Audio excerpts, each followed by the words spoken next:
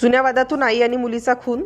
दिनांक 27 डिसेंबर 2025 रोजी police station Umred हद्दीत आरोपी नितेश किसन ठाकरे वय 31 वर्ष यांनी जुन्या वादातून आई आणि मुलीच्या केला डबल मर्डर.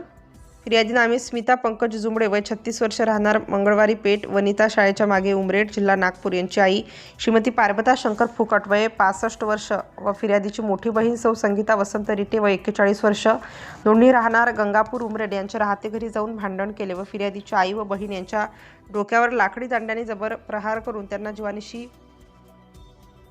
ठार केले आणि पळून गेला.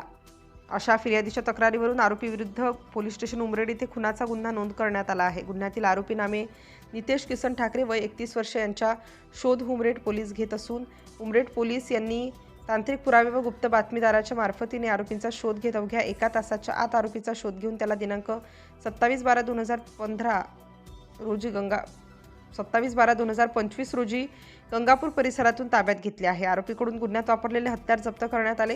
गुन्ह्याचा पुढील तपास माननीय श्री अनिलजी मस्के अपर पोलीस अधीक्षक नागपूर ग्रामीण तसेच नागपूर ग्रामीणचे उपविभागीय पोलीस अधिकारी श्रीमती वृष्टी जैन उमरेड विभाग यांच्या मार्गदर्शनात उमरेडचे पोलीस निरीक्षक पुढील तपास करीत आहेत. सिटी इंडिया न्यूजसाठी नागपूर जिल्हा उपसंपादक अनिल ढोलवार.